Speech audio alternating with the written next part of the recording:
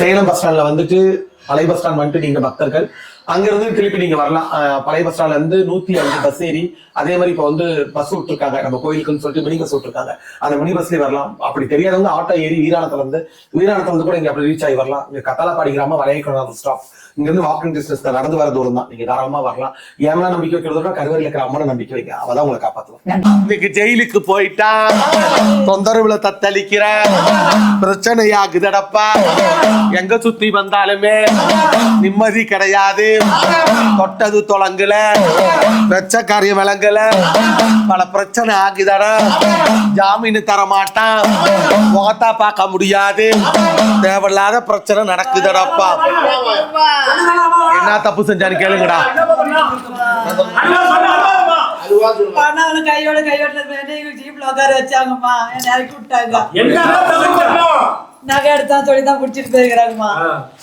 நகை கொலை கொலை நல்லா கேட்டுக்கோ. கொலை முயற்சி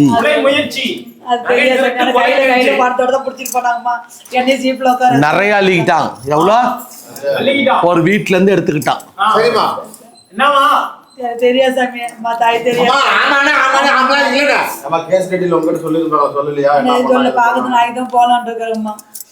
கிடைக்காது.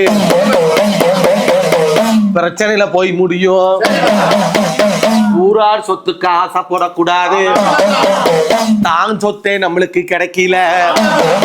இப்படி கொள்ளடிச்சு கொலை பண்ணியா சொத்து சம்பாதிப்பாங்க. தேவையில்லாத வேலை பண்ணலாமாடா.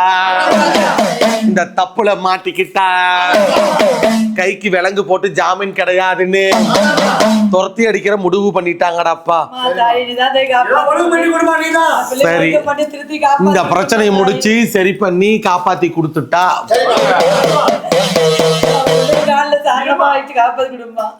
இந்த காலிக்கு என்ன செய்யற? என்னால புரிஞ்சு கோதையை செய்யறம்மா தாயே. எனக்கு விஷயம் எல்லாம் தெரியும். என்னால புரிஞ்சு அம்மாவுக்கு செய்யற தாயே. உயிர் பலிக்கு உயிர் பலி கொடுத்து கெடா வெட்டி பட்டெடுத்து சாத்தி கருப்பனுக்கு பட்டெடுத்து சாத்தி 2 கருப்பனுக்கு காளியாக்கி 3 பேத்துக்கு மாலை வாங்கி போட்டு அன்னைக்கு பூரா உணவு மக்கள் சாப்பிடணும். எனக்கும் என் கோவிலுக்கு எதுவும் செய்ய வேண்டாம். உன் மகனோட உயிரை காப்பாத்தி விலங்கடிக்காம கொண்டு வந்து விட்டுட்டா. இந்த வழக்குல இருந்து வெளியே தூக்கிட்டு வந்து விட்டுட்டா. உடனடியே கெடா வெட்டி சாப்பாடு போடுறாங்கன்னு கேட்டுக்கிடாப்பா.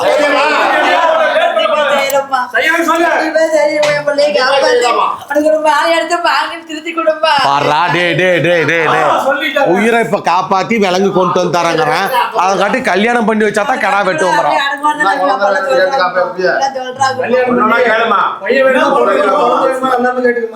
சரி, அப்ப என்ன பண்ணலாம்?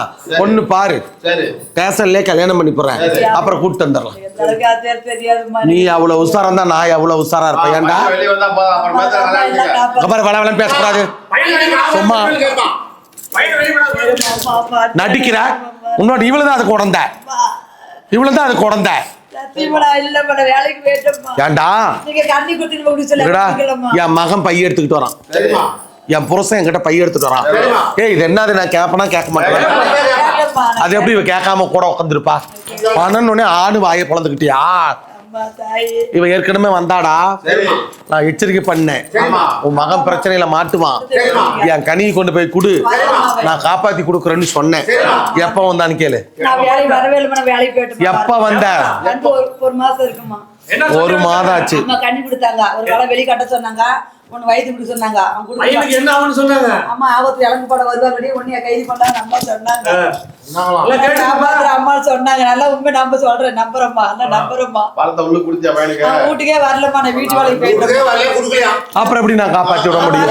வரலம்மா, நான் வேலைக்கு போயிட்டேம்மா. இப்படி ஊரெல்லாம் திருடிச்சுக்கிட்டு நாடெல்லாம் திருடிட்டு இருக்க சொல்றாங்களா? வேலைக்கு போயிட்டு தயவு தெரியாது. இன்னொரு நாளைக்கு உன் மகன் தப்பு செஞ்சானா வெளியவே வர முடியாது. அந்த அளவுக்கு பிரச்சனை ஆகி போயிடும். நான் கூட்டியாந்து விடுறேன். நான் கூட்டியாந்து விட்ட உடனே கடாப்பு சத்தறியா? நீ கல்யாணம் பண்ணும்போது என்னமோ பண்ண, அது எனக்கு தேவையில்லை. இப்ப பிரச்சனை இருந்து காப்பாத்தி கொண்டு விட்டா நீ கடா வெட்டுறியா? 10 மக்களுக்கு சோறு போடுறியா? யார் மக்கள் சாட்சி? நீ என் கோவிலுக்கும் எனக்கு எதுவும் பண்ண வேண்டாம். மகன் திருட்டு பணியில இருந்து கொலை முயற்சியில இருந்து வெளியே வந்துட்டானா சாப்பாடு வெட்டி சோறு போடணும். இதை இழுப்பண்ண வேப்பனை ஊத்தி மகனுடைய பேரை சொல்லி துர்க்கை